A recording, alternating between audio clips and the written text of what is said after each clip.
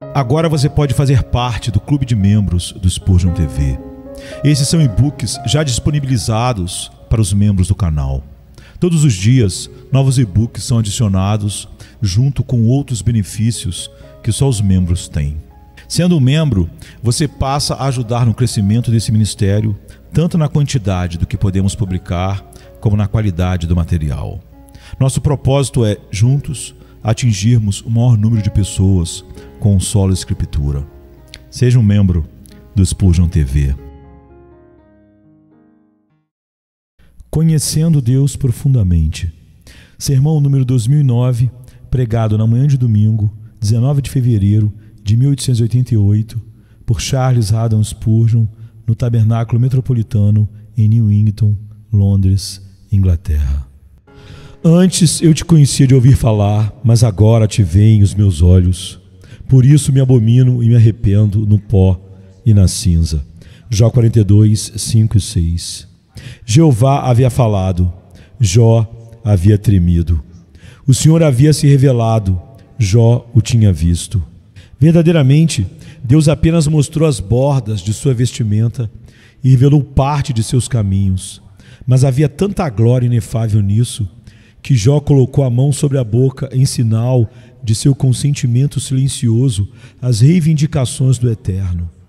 Deus falou com Jó do meio do redemoinho sobre a grandeza do seu poder, as maravilhas de suas obras, o esplendor de sua habilidade, a infinitude de sua sabedoria. Leia cuidadosamente esse maravilhoso discurso do Altíssimo para o patriarca tremendo. Não ousaria chamá-lo de poesia, pois ele se eleva tanto acima da poesia humana, quanto a poesia mais sublime se destaca da prosa mais pobre. É simplesmente uma declaração de fatos, e esses são mencionados em uma linguagem simples, mas a glória avassaladora da declaração reside nos próprios fatos. Esses versos sublimes são proferidos no estilo de Deus. Somente aqueles que conhecem o estilo peculiar do Deus vivo são aqueles que se familiarizam com a palavra sagrada em espírito e em verdade. E tais pessoas podem distinguir imediatamente a fala de Jeová da dos homens. Leia o discurso divino para que possa ver como Jeová fez o patriarca aflito sentir sua presença próxima. Na confissão que agora temos diante de nós, Jó reconhece o poder ilimitado de Deus, pois exclama: eu sei que tudo podes, e nenhum dos teus planos pode ser frustrado. Ele sentiu que qualquer coisa que o Senhor escolhesse pensar ou desejar, ele poderia realizar imediatamente. Jó teve um vislumbre daquela onipotência da qual a altura e a profundidade nenhuma mente pode medir. Jó reconhece sua própria insensatez. Ele fala como um homem perplexo ou absorto e diz: quem é aquele que obscurece o conselho sem conhecimento? Olhe para o segundo verso do capítulo 38 e você verá que ele está citando o que Deus havia dito a ele. As palavras do Senhor estão ecoando em seus ouvidos e em sua angústia ele as repete, aceitando-as como justamente aplicáveis a si mesmo. Não estamos longe de estar corretos quando as palavras de Deus podem se tornar apropriadamente nossas palavras. O Senhor respondeu a Jó do meio do redemoinho e disse: quem é este que obscurece o conselho com palavras sem conhecimento? E agora Jó responde: eu sou aquele insensato, proferi o que não entendia, coisas maravilhosas demais para mim que eu não conhecia. Jó sentiu que o que havia falado a respeito do Senhor era em sua maior parte verdadeiro. E o próprio Senhor disse aos 3 amigos de Jó: vós não disseste de mim o que era reto, como meu servo Jó disse. Mas sob um senso da presença divina, Jó sentiu que mesmo quando havia falado corretamente, havia falado além do seu próprio conhecimento adequado, proferindo palavras cujas profundezas de significado ele próprio não podia compreender. Muitos profetas santos fizeram isso, pois os homens inspirados são descritos como aqueles que examinaram diligentemente e pesquisaram buscar saber a que tempo ou época o Espírito de Cristo neles indicava ao predizer os sofrimentos de Cristo e as glórias que se seguiriam.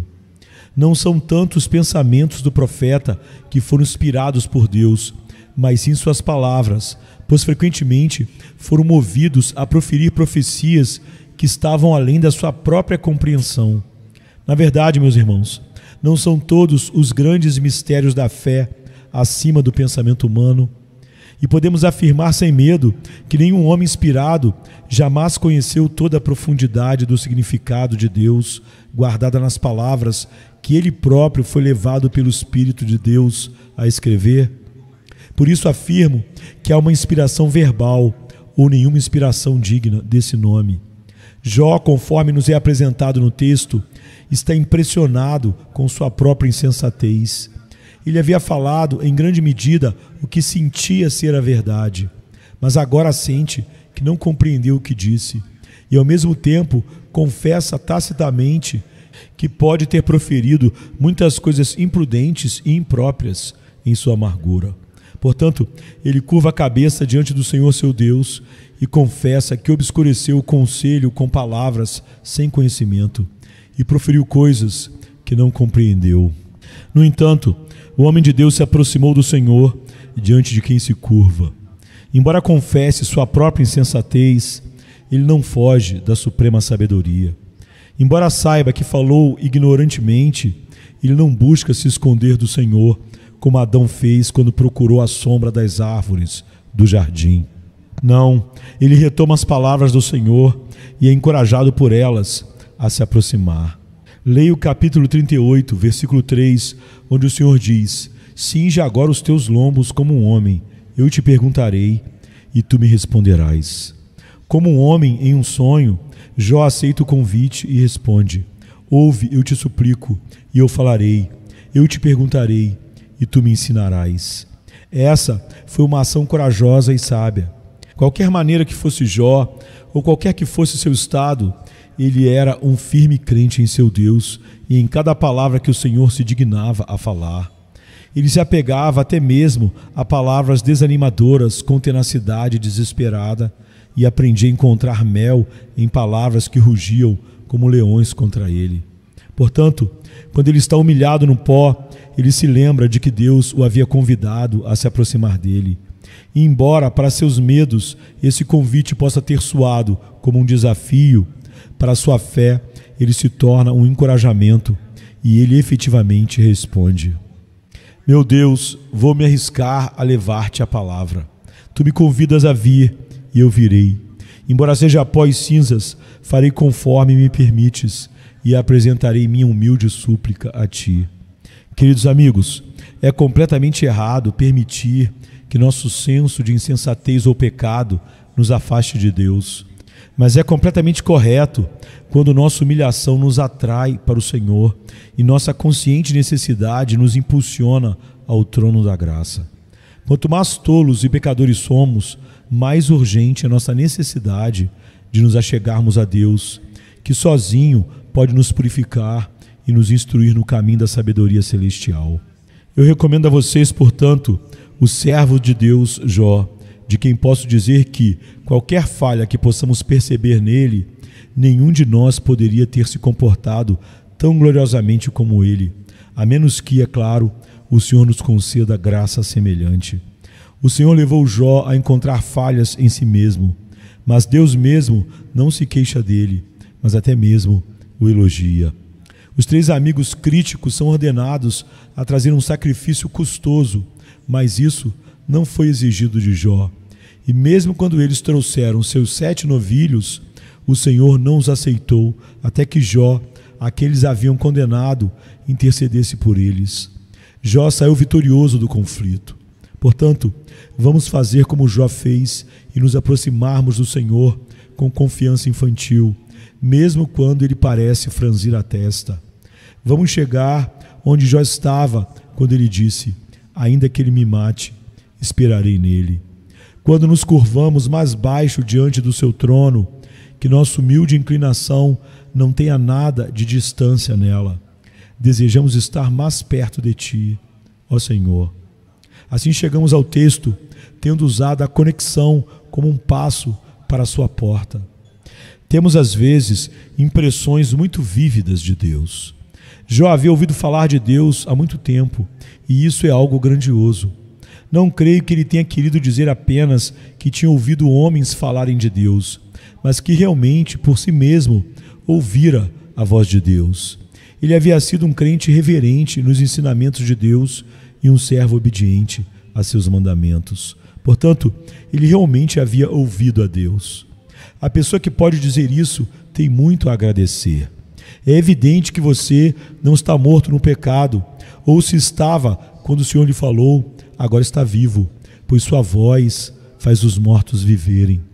Se você já ouviu Deus no segredo de sua alma, você é um homem espiritual, pois somente um espírito pode ouvir o Espírito de Deus. Ninguém pode discernir o Senhor, a não ser aquele a quem lhe deu vida espiritual. Jó tinha ouvido a Deus, mas agora ele tem uma compreensão mais vívida dele. Às vezes, dizem que um único testemunho ocular vale mais do que 10 testemunhos auriculares. E há muita verdade nessa afirmação. Certamente, fatos percebidos pelos olhos causam uma impressão muito mais vívida na mente do que os mesmos fatos ouvidos pelos ouvidos. Se testemunhamos uma triste cena de pobreza, isso afeta muito mais nosso coração do que a descrição mais gráfica. A pintura com palavras nunca pode transmitir a realidade de algo tão bem quanto a visão real disso. É claro que Jó não podia literalmente ver Deus. Ele não quer dizer que viu, pois ninguém jamais viu a Deus. Mas Jó quer dizer que agora ele tinha uma visão de Deus muito mais clara do que qualquer outra que havia obtido antes. Na verdade, tão clara quanto a visão é mais clara do que a audição. Observe que, para essa visão próxima de Deus, a aflição o havia atingido. Não foi até que ele se rasgou com cacos de telha, nem até que seus amigos o rasgaram com algo pior do que caco de telhas, que Jó pôde dizer: meus olhos te veem. Não foi até que todos os camelos e todas as ovelhas foram roubados e todos os filhos estavam mortos, que o aflito patriarca pôde clamar: agora meus olhos te veem. Feliz é o homem que, na prosperidade, pode ouvir a voz de Deus no tintilar dos sinos das ovelhas dos seus rebanhos abundantes. Pode ouvi-lo no mugido dos bois que cobrem seus campos e nas vozes amorosas dos queridos filhos ao seu redor. Mas observe, a prosperidade é uma janela pintada que fecha grande parte da luz clara de Deus. E somente quando o motiz azul, o carmesim e o dourado são removidos, o vidro é restaurado à sua plena transparência. A adversidade, assim, retira o motiz, a cor e a obscuridade, e vemos nosso Deus muito melhor do que antes, se nossos olhos estiverem preparados para a luz. O Senhor havia tirado tudo de Jó, e isso pavimentou o caminho para que ele lhe desse mais de si mesmo. Na ausência de outros bens, o bom Deus é visto melhor. Na prosperidade, Deus é ouvido, e isso é uma bênção. Mas na adversidade, Deus é visto, e isso é uma bênção ainda maior. A adversidade santificada desperta a nossa sensibilidade espiritual.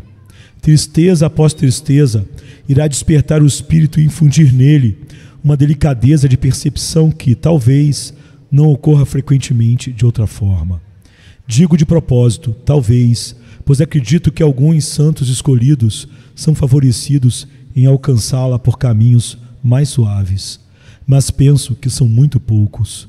A maioria de nós é feita de material tão bruto que precisamos ser derretidos e até mesmo triturados como em um almofariz antes de alcançar aquela maciez sagrada pela qual o Senhor Deus é alegremente percebido. Ó Filho de Deus, se você tiver que sofrer tanto quanto Jó sofreu, se você chegar a ver o Senhor com um olho espiritualmente iluminado, pode agradecer pelo processo doloroso. Quem não iria para Pátimos se pudesse ver as visões de João? E quem não se sentaria no monte de esterco com Jó para clamar com ele: agora os meus olhos te veem? Possivelmente, também contribuiu para isso o abandono de Jó por seus amigos. Os 3 amigos de Jó, eu conheço o tipo deles. Sem dúvida, eles eram devotadamente apegados a ele, e como eles provaram isso calorosamente. Eles se reuniram com ele e lhe disseram coisas gentis e doces naqueles dias em que ele se movia como um príncipe entre os nobres de seu povo, e todo olho que o via o abençoava. Mas quando o encontraram sentado entre as cinzas, eles mudaram de opinião sobre ele. Suspeitaram dele e, embora não soubessem de nada contra ele, perceberam que ele não desfrutava do mesmo prestígio de antes. Entre um príncipe em peles e o mesmo homem em pano de saco, há, para algumas mentes, uma grande diferença. Além disso, o instinto de autopreservação leva as pessoas a se afastarem daquele que está afundando, com medo de afundarem junto com ele. Depois de se sentarem em silêncio por uma semana, esses homens excelentes encontraram em seus corações a disposição de atacá-lo com suas observações judiciosas. Aqui e ali, eles inseriram pequenos trechos de crueldade, todos destinados ao seu bem. Ele não estava coberto de feridas? Não havia uma causa para tudo isso? Por meio dessa tortura, Deus livrou Jó dos homens. Ele não era provável que depois disso incorresse na maldição que advém de fazer da carne o seu braço. Ele também foi fortalecido em sua independência pessoal de espírito. Podia ver claramente que seu fôlego estava em suas próprias narinas e não nas de outras pessoas, e que ele poderia ficar sozinho com a ajuda de Deus, sim, até mesmo resistir àqueles homens eminentes que haviam contido com ele. Amigos são muito propensos a bloquear nossa visão de nosso melhor amigo. Quando mentes graciosas são afastadas dos homens, elas são atraídas para Deus e aprendem a cantar com Davi: a minha alma espera somente em Deus, dele vem a minha salvação. Portanto, não duvido que o abandono e as censuras suportadas por Jó por parte de seus amigos tenham sido de grande ajuda para que ele pudesse dizer ao Senhor seu Deus: agora os meus olhos te veem. Elifaz, Bildade e Zofar poderiam ter se colocado entre Jó e Deus, e sua ajuda gentil poderia tê-lo colocado sob obrigações duradouras para com eles. Mas agora ele olha apenas para Deus e o honra somente a ele. Ainda assim, antes que Jó pudesse ver o Senhor, houve uma manifestação especial da parte de Deus para ele. Então o Senhor respondeu a Jó do meio do redemoinho. Deus precisa realmente vir e de maneira graciosa se revelar a seus servos, ou então eles não verão. Suas aflições por si só não revelarão Deus a você. Se o próprio Senhor não descortinar seu rosto, sua tristeza pode até cegar e endurecer você e torná-lo rebelde. O abandono e a falta de bondade dos amigos também não ajudam na graça. Sua tendência é azedar e ameaçar sua piedade, se seguirem sua influência natural. Deve haver uma revelação especial do Senhor para nossas próprias almas antes de obtermos uma apreensão tão clara dele como Jó pretendia pelas palavras: agora os meus olhos te veem. Leia o capítulo 38 e veja como Jeová declara sua sabedoria e seu poder. Onde estavas tu quando eu fundava a terra? Faze-mo saber se tens inteligência. Quem lhe pôs as medidas, se é que o sabes? Ou quem estendeu sobre ela o cordel? Sobre que estão fundadas as suas bases? Ou quem assentou a sua pedra de esquina, quando as estrelas da alva juntas alegremente cantavam, e todos os filhos de Deus jubilavam? Entraste tu até as fontes do mar, ou passaste no mais profundo do abismo? Pudeste tu atar as cadeias da constelação das Pleiades, ou soltar as cordas de Órion? Podes tu tirar à sua estação as constelações do zodíaco, ou guiar a ursa com seus filhos? Aqui estava um campo maravilhoso para reflexão. O Senhor fala na natureza, e assim acontece. Sua glória é vista no céu e na terra, no mar e em todos os lugares profundos. Deus é, e não há outro além dele. Sim, Jeová é o único Deus. E o Senhor não deixou de mostrar a Jó sua justiça, desafiando-o a emulá-la. Veja o 40º capítulo, versículo 11 e 12. Derrama o ardor da tua ira e olha para todo soberbo e abate-o. Olha para todo soberbo e humilha-o, e esmaga os ímpios no seu lugar. Deus é o governante supremo, e Ele não empunha a espada em vão. Ele é imparcial e infalível, e ninguém pode anular seu julgamento ou condenar seus atos. Não preciso me demorar para dizer que, em todo esse maravilhoso discurso do Senhor a seu servo, Ele está dizendo, em outras palavras: eu sou Deus, mas quem és tu? O Senhor está provando que nada é impossível para o seu poder e sua sabedoria. Ele, afinal, não permitiu que seu servo afundasse além de seu alcance. Ele sempre foi capaz de resgatá-lo. Você aprende aqui também que Deus não está sujeito ao nosso julgamento. Ele não dá conta de seus assuntos. Ele faz Jó sentir que ele é Deus, e então a questão está encerrada. Nenhuma desculpa é pedida a Jó por suas muitas aflições e perdas, e nenhuma explicação é dada a ele. Ele deve se curvar em submissão total e render-se incondicionalmente, e ele o faz. Observe como, pelas primeiras palavras do Senhor, Jó ficou em silêncio e só pôde sussurrar: eis que sou vil, que te responderia eu? A minha mão ponho na minha boca. Uma vez tenho falado e não replicarei, ou ainda 2 vezes, porém não prosseguirei. Até esse ponto ele adorou, mas ainda precisava ir mais longe, até que exclamou: eu me abomino e me arrependo no pó e na cinza. Quando temos essas vívidas apreensões de Deus, temos visões menores de nós mesmos. Por que os ímpios são tão orgulhosos? É porque eles se esquecem de Deus. Porque o faraó ousou dizer: quem é o Senhor para que eu obedeça a sua voz? Foi porque ele não conhecia Jeová. Mas depois das 10 pragas, ele mudou de tom e clamou: intercede pelo Senhor, porque já basta. Mesmo seu grande orgulho foi obrigado a se curvar diante de Jeová quando os juízos foram desencadeados sobre ele. Se os homens conhecessem a Deus, como isso mudaria seus pensamentos e palavras? Se eles pudessem ter mesmo uma ideia indistinta pela audição do ouvido, muitos deles nunca seriam tão irreverentes como são agora, nem tão altivos em suas ideias de sua própria sabedoria. Mas se eles pudessem ver ele como Jó viu e contemplar sua glória inexprimível, eles se tornariam muito mais mansos e humildes.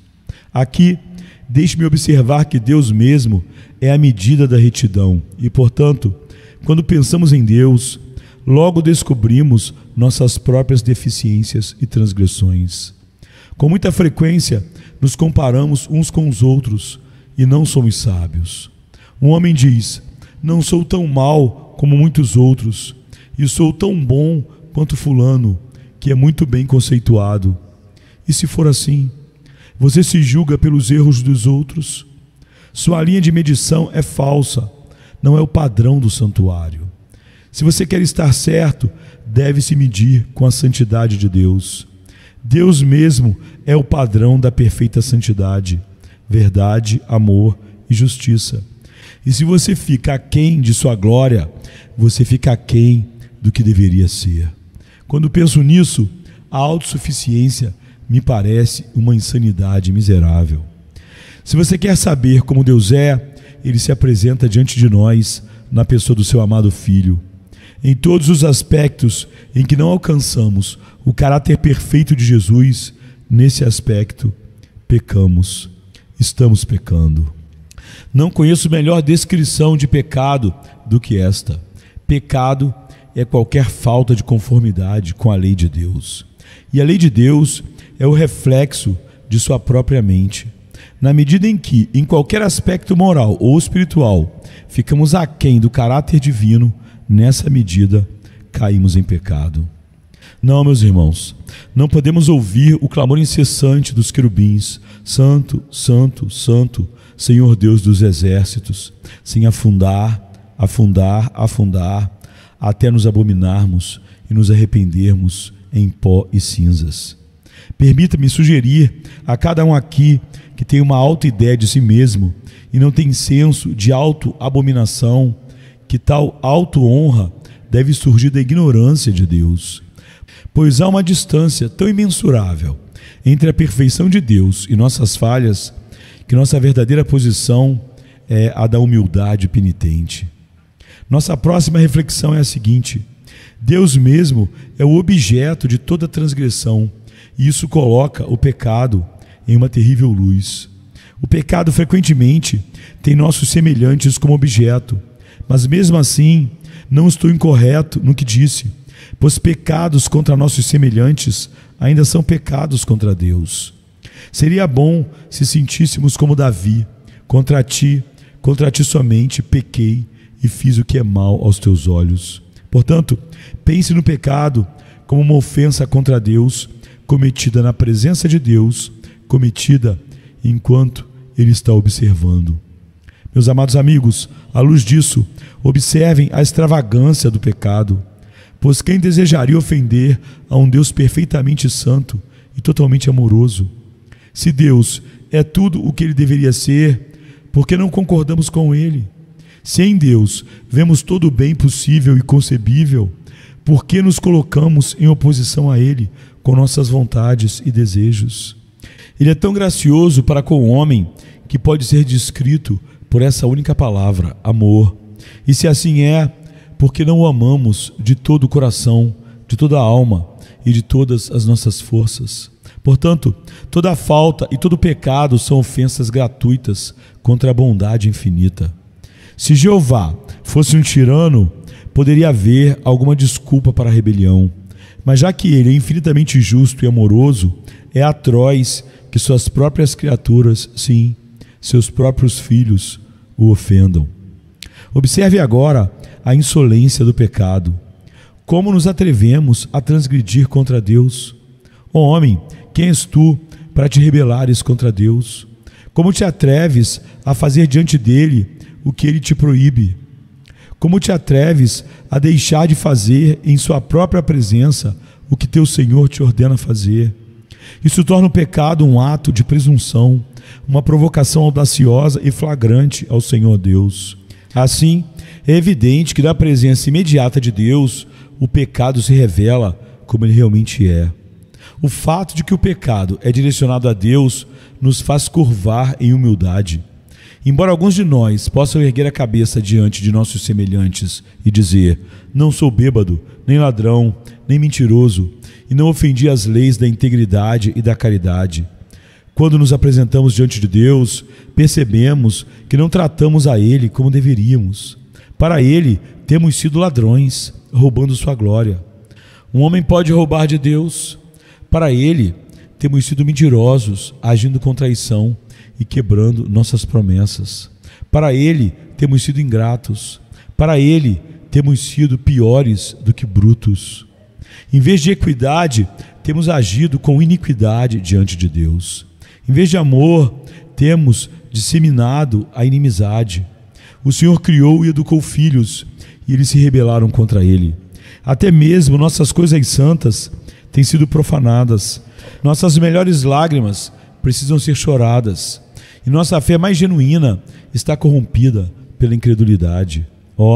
Quando pensamos nisso, podemos entender por que Jó diz: agora meus olhos te veem, por isso abomino a mim mesmo. Mais uma vez, quando Deus é visto com admiração, então, por necessidade, somos preenchidos com autodesprezo. Quanto mais você aprecia a Deus, mais depreciará a si mesmo. Enquanto o pensamento sobre Deus se eleva mais alto, e mais alto, e mais alto, você também se rebaixará cada vez mais em sua própria estima.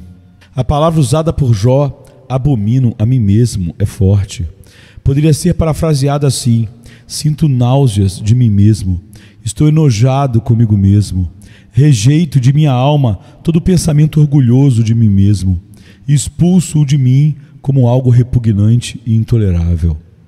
Queridos amigos, vocês não têm visto a Deus corretamente se sua repugnância se volta para seus semelhantes, mas se o único homem que vocês abominam é a si mesmos, vocês não estão enganados.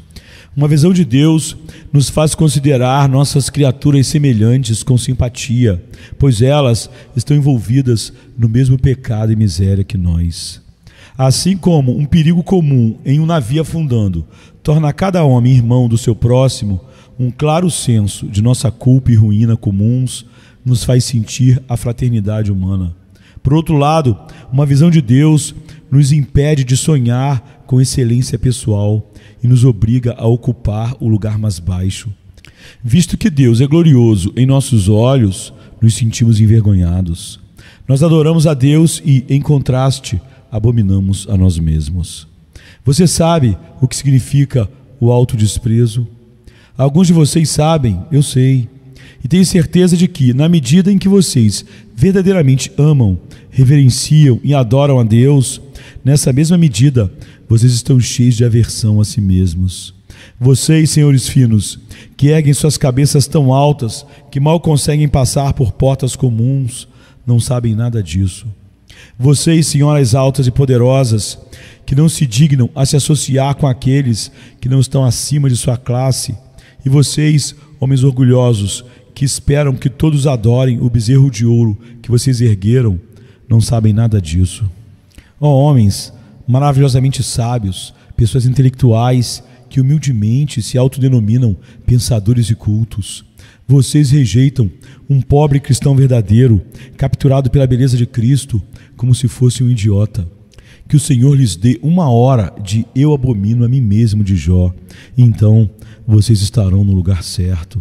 Mas como vocês são agora, são um desafio à realidade, são uma mentira. Enquanto o monte de esterco é o seu lugar apropriado, vocês cobiçam o trono do Todo-Poderoso, mas Ele não o entregará a vocês. Vocês querem melhorar a revelação divina e revisar a inspiração infalível, ó crentes nominais, mas a sua jactância é vã. Ó, se vocês tivessem uma manifestação de Deus, então vocês se conheceriam. Que Deus conceda isso a vocês, por sua misericórdia. Tem que mostrar a vocês que uma visão assim enche o coração de verdadeiro arrependimento. Jó diz: eu abomino a mim mesmo e me arrependo em pó e cinzas. A palavra a mim mesmo foi adicionada pelos tradutores e dificilmente poderiam ter feito diferente. No entanto, a expressão de Jó se refere a tudo o que saiu dele ou estava escondido dentro dele. Ele abominava tudo o que havia feito e dito. Ele diz: eu abomino e me arrependo em pó e cinzas. Do que ele se arrepende? Eu acredito que Jó se arrependeu, em primeiro lugar, daquela terrível maldição que ele havia pronunciado no dia de seu nascimento. Foi terrível. Veja o capítulo 3. Pereça o dia em que nasci, e a noite em que se disse: foi concebido um homem. Converta-se aquele dia em trevas, e Deus lá de cima não tenha cuidado dele, nem resplandeça sobre ele a luz. Reclamem-no as trevas e a sombra da morte. Habitem sobre ele nuvens, espante-o tudo o que escurece o dia, e a escuridão fique com ele. Não se unam as noites do ano, nem entrem no número dos meses. Ele desejava ter perecido no ventre, que seu choro de nascimento tivesse sido seu primeiro e último, porque já não haveria eu existido, como um aborto teria sido levado da madre até a sepultura. Diante de Deus, Jó teve que engolir suas palavras amargas. Sempre é lamentável falar demais nos momentos de agonia, porque podemos ter que retratar aquilo que escapa de nós. Ele não amaldiçoaria a Deus, mas amaldiçoou o dia de seu nascimento. Isso foi inapropriado. Disso ele se arrepende sinceramente. Em seguida, Jó se arrependeu sinceramente de seu desejo de morrer. No 6º capítulo, ele o expressa várias vezes dizendo: ah, se pudesse alcançar o meu desejo e que Deus me concedesse o que anseio. Até mesmo que Deus se dignasse destruir-me, que ele soltasse sua mão e me cortasse. Você se pergunta por que ele disse isso? Alguma vez alguém foi tão provado? Eu não me pergunto nem mesmo por ele ter amaldiçoado o dia do seu nascimento, considerando todas as dores físicas e irritações mentais que ele estava enfrentando naquele momento.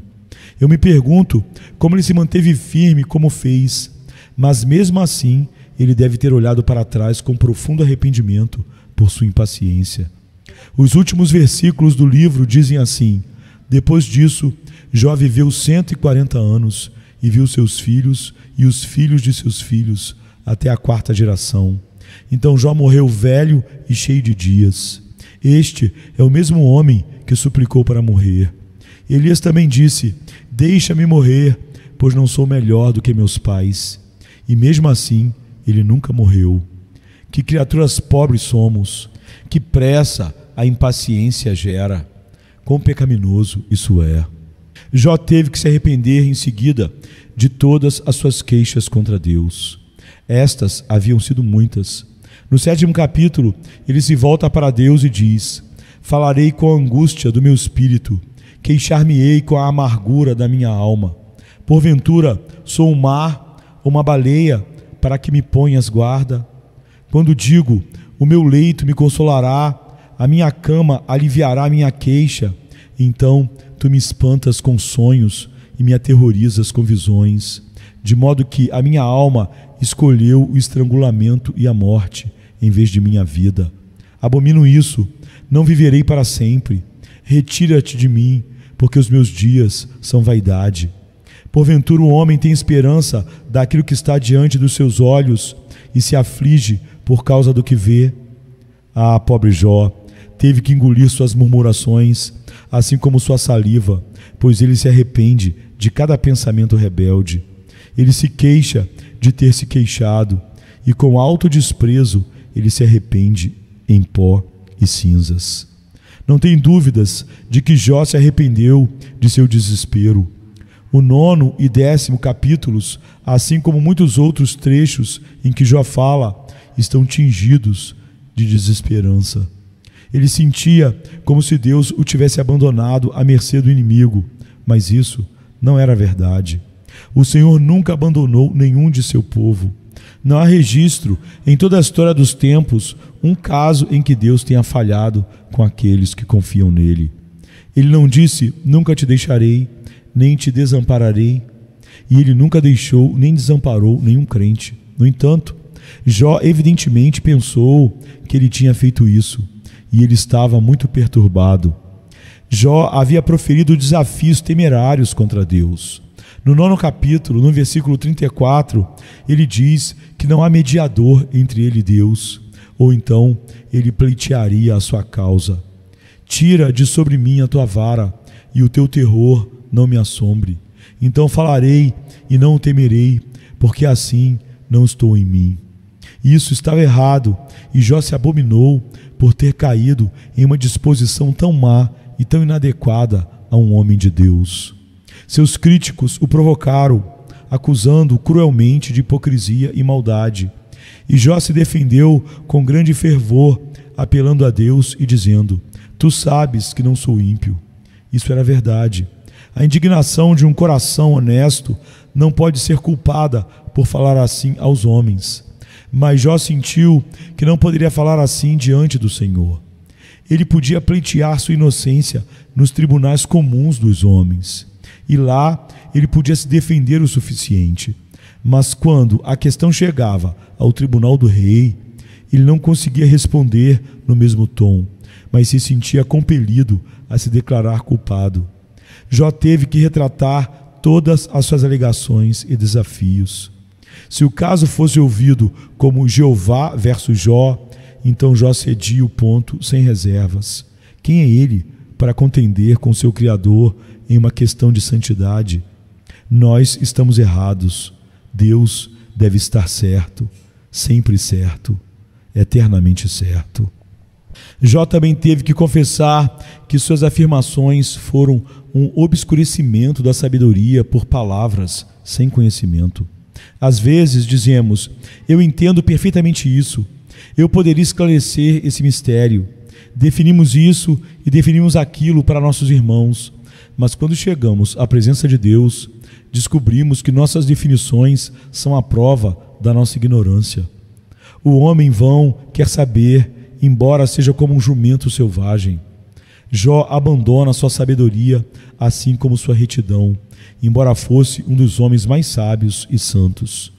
Enquanto não vemos a Deus, imaginamos que podemos decifrar todos os enigmas de sua palavra, mas quando o contemplamos mais de perto, dizemos com Davi: por isso eu era como um animal irracional e não te entendia. Somos propensos a julgar o Senhor pela fraca percepção, em vez de confiar nele por sua graça. Isso vem do mal. Na presença de Deus, Jó curvou a cabeça e se arrependeu de todas as suas suspeitas e desconfianças. E isso é o que devemos fazer se, no dia da nossa tristeza, fomos petulantes e incrédulos. Deixe-me prosseguir. De acordo com o nosso texto, o arrependimento coloca o homem no lugar mais baixo. Ele diz: eu me arrependo em pó e cinzas. Pó e cinzas significa um monte de pó, ou o que na Escócia eles chamam de montouro. Jó havia feito do pó e das cinzas a sua sede. O monte de lixo, o lugar de refúgio, era agora o local que ele sentia ser adequado para ele. O arrependimento nos coloca em um assento humilde. Você já ouviu às vezes, eu ousaria dizer, entre as belas tolices da escola moderna, a menção da dignidade da natureza humana. Eis um trono para a dignidade da natureza humana. Aquelas poeiras e cinzas são para esta soberba realeza. O montouro é para a natureza humana em sua glória, quando veste suas roupas mais ricas. Quando ela ocupa seu pior lugar, onde está? O mais profundo abismo do inferno, preparado para o diabo e seus anjos. É o lugar adequado para o homem quando ele finalmente chega ao seu verdadeiro estado e ao lugar onde merece estar. Digo que quando o homem veste sua melhor retidão de domingo, ele ainda assim só é adequado para o montouro. E todo homem de Deus que foi levado ao verdadeiro arrependimento reconhece isso. Ai de mim, diz o homem que vê sua pecaminosidade, eu seria uma vergonha para qualquer monte de lixo se fosse lançado junto com os resíduos podres da casa, pois poderia se afastar de mim, porque meu pecado é uma corrupção pior do que a natureza física conhece. Uma ofensa até mesmo para o verme da decadência, já que na putrefação comum não há a repugnante ofensa do mal moral.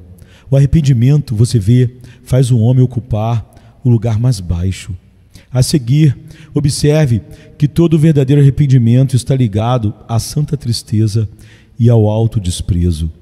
Li um sermão de certos mestres que o arrependimento é apenas uma mudança de mente.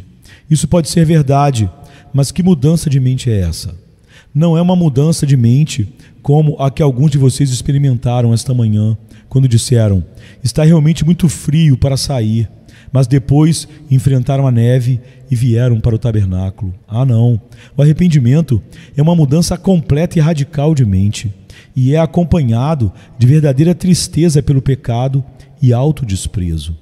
Um arrependimento no qual não há tristeza pelo pecado arruinará a alma.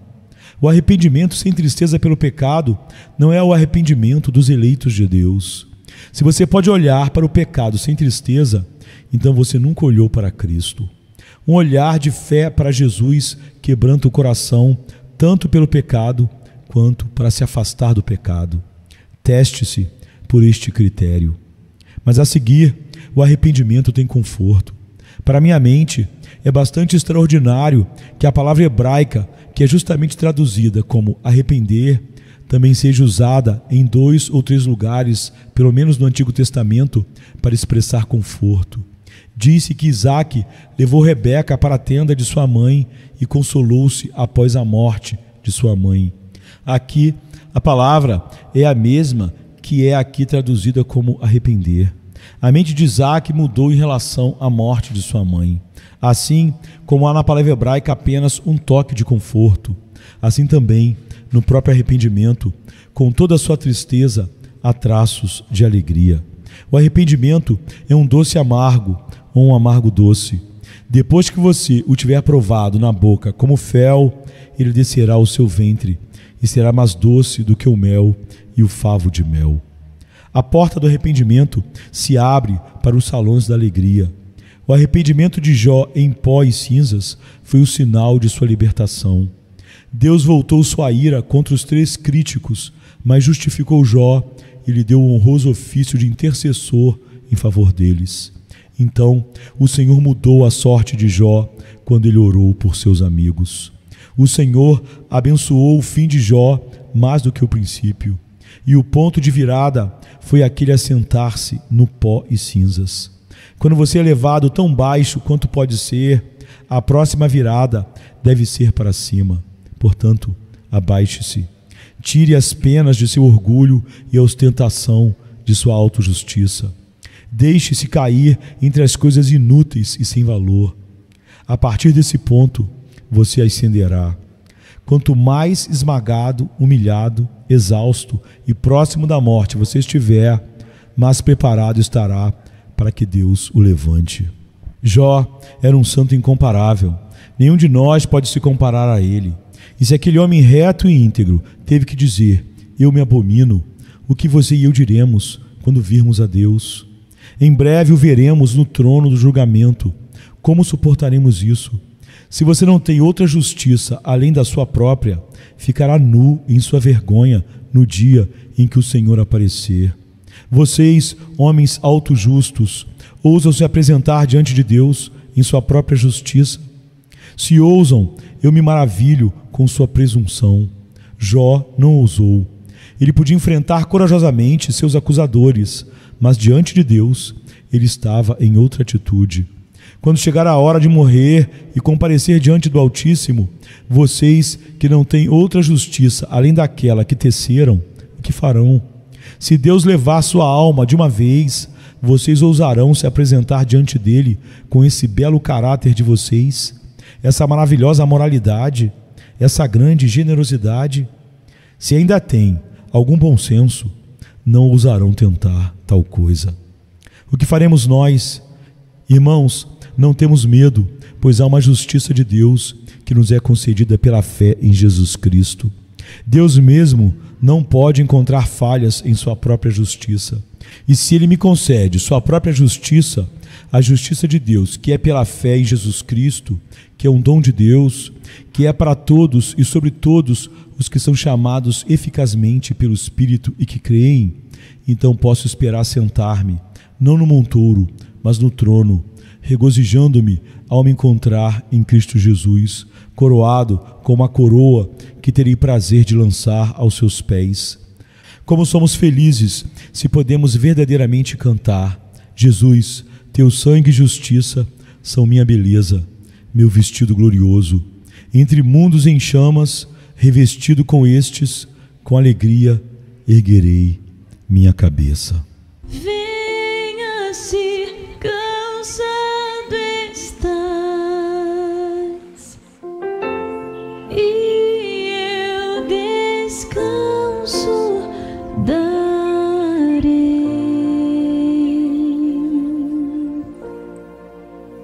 Tu descansarás.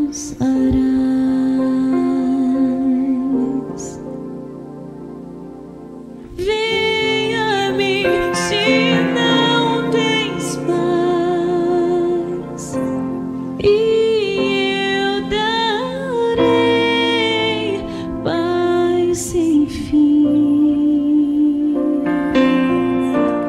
Terás paz sem fim. O meu jugo é leve, o meu fardo graça dá. Tome tua cruz